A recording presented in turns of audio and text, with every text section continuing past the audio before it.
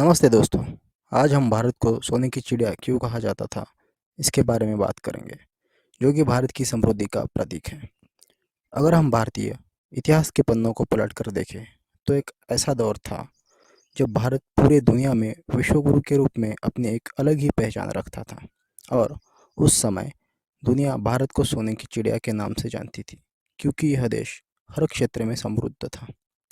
इसी वजह से इस सोने की चिड़िया पर बाहरी लोगों ने कई बार आक्रमण किया और यहाँ की दौलत लूट-लूट कर अपने देश ले गए।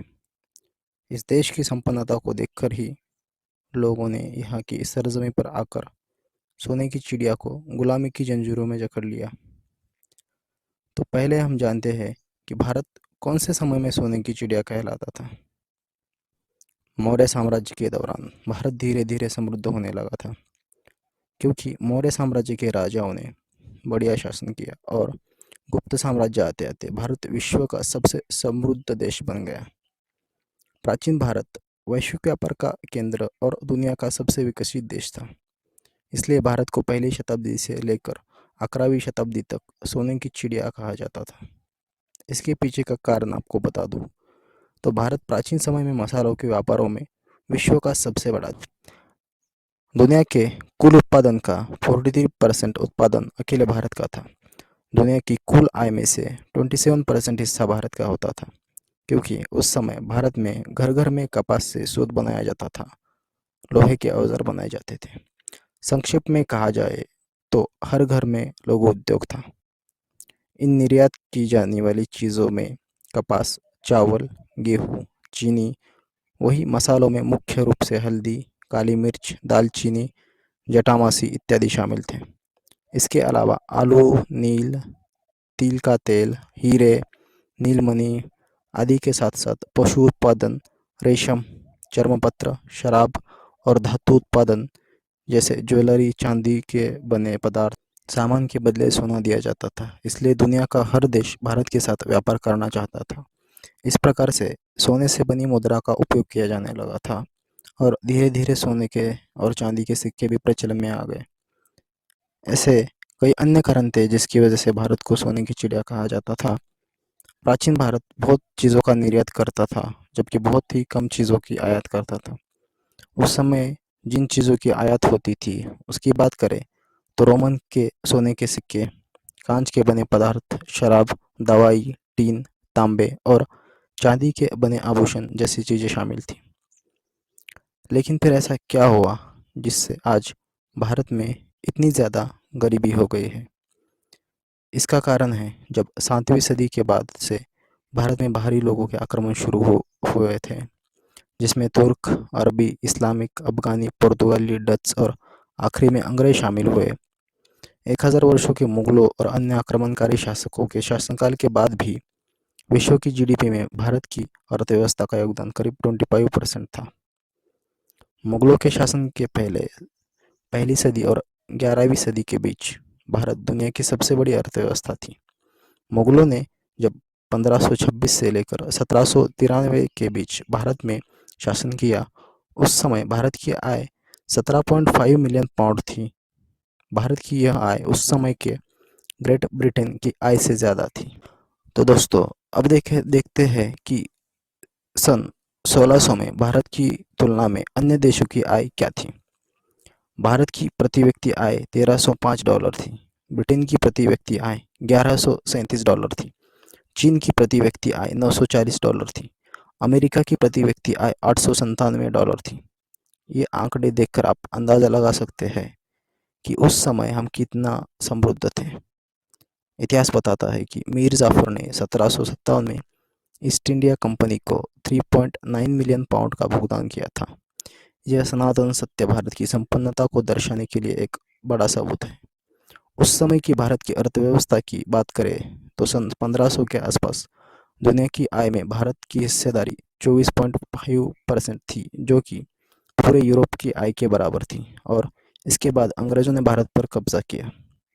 अंग्रेज़ों ने भारत की अर्थव्यवस्था को तहस-नहस कर दिया, क्योंकि जब अंग्रेज़ भारत छोड़कर गए तब भारत का विश्व अर्थव्यवस्था में योगदान की केवल 2 से 3% रह गया। इस हद तक अंग्रेज़ों ने भारत को लूटा था कि आंकड़ा 25 से 2 से 3% में आ गया था। दोस्तों, इसके बाद देखते हैं कुछ बेशकीमती चीज़ें जो हमसे चुराए गए हैं, जिसे देखकर आप चौंक जाएंगे। इन बेशकीमती चीज़ों में सबसे प्रमुख मयूर सिंहासन था। इस सिंहासन को बनाने में जितना धन लगाया गया था, उतने धन में 2 ताजमहल का निर्माण किया जा सकता था। मयूर सिंहासन का निर्माण शाहजहां द्वारा 17वीं शताब्दी में शुरू किया गया था, जिसे बनाने के लिए करीब 1000 किलो सोना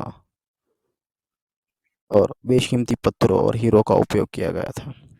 कोहिनूर हीरा लगा होने के कारण मयूर सिंहासन की कीमत बहुत ज़्यादा बढ़ गई थी। मयूर सिंहासन इतना कीमती होने के कारण लोगों की नज़रों में बना रहा और इसी कड़ी के सन 1739 में फारस यानी ईरान शासक नादिर शाह इसे लूट ले गया। इसके बाद बात करते हैं कोहिनूर हीरे की। कोहिनूर हीरा अभी तक ज्ञात 105 कैरेट का दुनिया का सबसे बड़ा हीरा है। इसका वजन 21.6 ग्राम है और बाजार में इसकी वर्तमान कीमत करीब $1 अरब आंकी जाती है। यह हीरा मूल्यवान गोलकुंडा की खदान से मिला था। गोलकुंडा आंध्र प्रदेश में स्थित है। तो दोस्तों, अब जानते हैं कि भारत के मंदिरों में कितनी संपत्ति है और भारत के मंदिरों में कितना सोना है।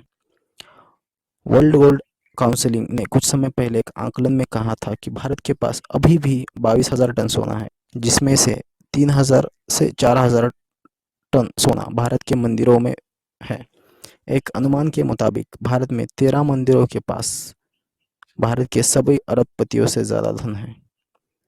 यदि मंदिर के आंकड़ों के हिसाब से देखा जाए तो भारत कल भी सोने की चिड़िया था और आज भी है। भारत के पास मंदिरों में इतना सोना रखा था हुआ था कि कुछ राज्यों की पूरी आय भी मंदिरों की आय से कम थी। अगर साल 2018-19 के आंकड़े देखें तो पता चलता है कि केरल सरकार की वार्षिक आय 1.03 लाख करोड़ है, जो कि इतनी आय केरल के पद्मनाभ स्वामी मंदिर के गर्भगृह के किसी एक कोने में मिल जाएगी। केरल राज्य के तिरुवनंतपुरम में स्थित यह 5000 साल पुराना मंदिर है। यह दुनिया के सबसे रहस्यमयी मंदिरों में से एक है, चूंकि इसमें एक दरवाजे का रहस्य है जिसे आज तक कोई खोल नहीं पाया है। आज भी इस दरवाजे पर प्रश्न चिन्ह लगा है।